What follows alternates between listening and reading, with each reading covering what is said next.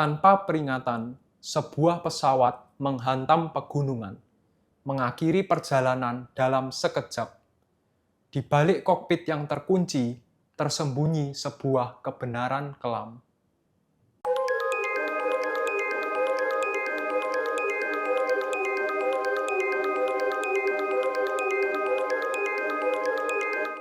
Halo, selamat datang di Sky Enigma. Hari ini kita akan membahas mengenai suatu peristiwa yang melibatkan Germanwings penerbangan 9525 yang pada waktu itu melayani rute dari Bandara Barcelona El Prat di Spanyol ke Bandara Düsseldorf di Jerman.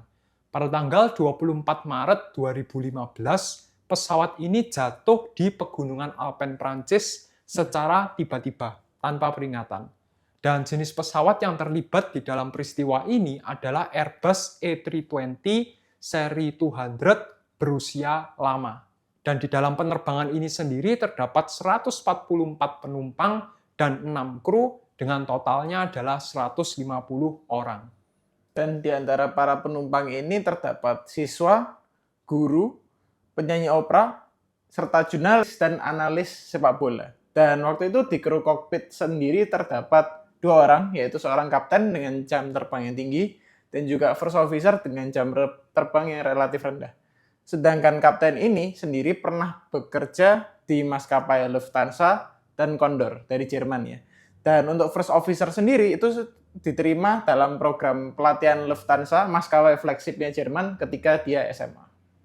Nah, sebelum kita masuk ke dalam kronologi kejadian secara lebih detail, kami ingin mengingatkan para penonton dan pendengar untuk terus mendukung kami dengan cara follow atau subscribe, kemudian berikan like, komentar mengenai saran episode berikutnya, serta share kami di seluruh media sosial, baik itu di YouTube, Spotify, Instagram, dan TikTok. Nah, kronologi dari peristiwa ini bermula pada pukul 10:01 waktu setempat saat pesawat ini lepas landas dari runway 06 right dari Bandara Barcelona El Prat di Spanyol.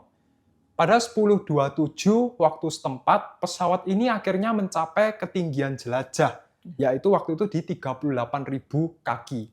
Nah, tidak lama setelah itu, 4 menit kemudian, pesawat ini tiba-tiba turun ketinggian tanpa izin. Jadi tidak ada panggilan darurat, tidak ada tanda-tanda. Pokoknya dia tiba-tiba turun ketinggian tanpa izin. Dan petugas ATC ini mencoba menghubungi, kenapa kok pesawat ini turun tanpa izin? Ada sesuatu kah? Ada kerusakan mesin kah? Ternyata tidak mendapat respon.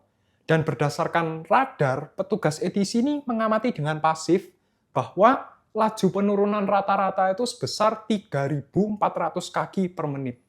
Dan karena tadi tidak ada respons dan pesawat ini sepertinya keluar dari jalur tanpa izin, dikerahkan sebuah jet Mirage dari Prancis untuk mengintercept pesawat, kira-kira untuk mengetahui pesawat ini kondisinya seperti apa gitu. Dan waktu itu setelah berapa lama, pukul 10.41 waktu setempat, tiba-tiba pesawat ini menghantam sisi dari pegunungan Alpen dan meledak, dan seluruh 150 penumpang dan kru yang ada di dalam pesawat itu meninggal dunia secara instan.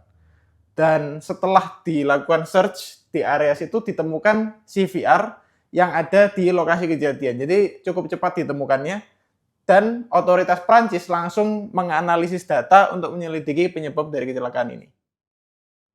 Nah, setelah kejadian ini berlangsung, pihak investigator itu segera ingin mencari tahu apa yang menjadi penyebab dari kecelakaan ini. Karena terjadinya secara tiba-tiba, tidak ada tanda-tanda sebelumnya.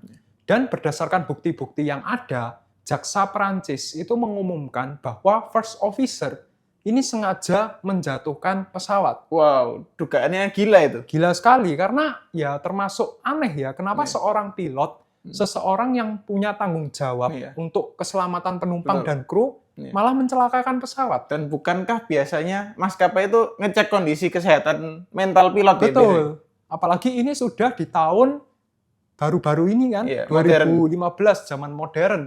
Sedangkan peristiwa bunuh diri itu sebelumnya sudah sering terjadi. Kenapa kok maskapai tidak belajar begitu?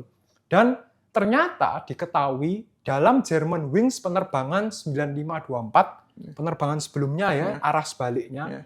first officer ini pernah berlatih Hmm. menyetel autopilot ke ketinggian 100 kaki. Oh, diputer gitu ya? Diputar.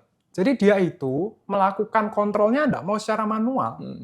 Dia menginputkan supaya yang bersalah itu seolah-olah komputer. Nah, ini modenya seperti itu. Mengerikan. Dan ada waktu itu dugaan, belum tentu first officer yang mencelakakan. Iya. Bisa jadi peristiwanya seperti Helios. Iya. Nah, ada depressurization, oksigennya menipis, akhirnya tidak sadarkan diri. Iya. Tapi hasil dari rekaman CVR Iya. menyatakan nafas first officer ini normal Wah. selama penurunan ketinggian.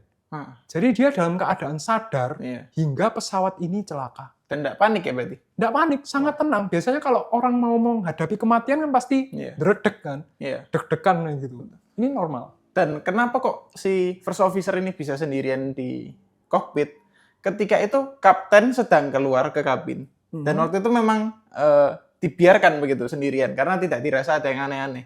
Dibiarkan keluar, pintunya ditutup dan sama first officer langsung dikunci. Oh, Langsung dikunci. Ketika itu kaptennya belum nyadar. Beberapa saat kemudian ketika terjadi penurunan signifikan, kaptennya berusaha buka tidak bisa dibuka. Waktu itu berusaha gedor-gedor minta buka nggak bisa, sampai teriak-teriak, bahkan sampai menggunakan kapak. Berusaha membuka. Tapi karena kita tahu setelah 9/11 pintu kokpit itu sudah jauh lebih kuat daripada sebelumnya. Jadi berusaha dibuka pakai kapak pun nggak bisa. Sulit banget gitu. Anti peluru juga. Anti peluru. Dan waktu itu panik semua. Semua penumpang berteriak karena penurunannya semakin signifikan. Itu terdengar semua di CVR. Mengerikan sekali.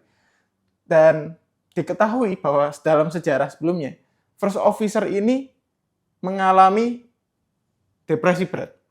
Tepatnya di tahun 2008, itu sampai ke 40 dokter.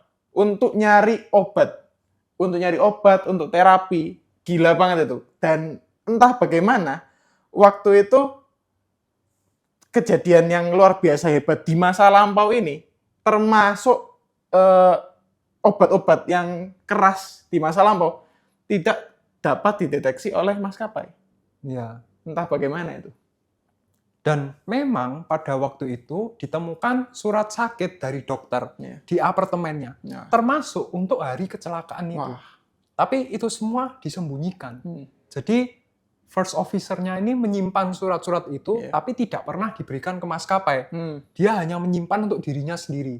Karena dia takut dong, jangan sampai surat ini bocor, akhirnya dia kehilangan karirnya. Betul. Padahal tadi salah satunya depresi, dia kan karena takut kehilangan karir, kemudian ada dugaan dia ini penglihatannya bermasalah, begitu. Dan seminggu sebelum kejadian, first officer ini sempat meneliti cara bunuh diri dan juga mekanisme pintu kokpit. Jadi sistem pengunciannya bagaimana, cara membukanya bagaimana. Dia pelajari itu dulu, seperti itu.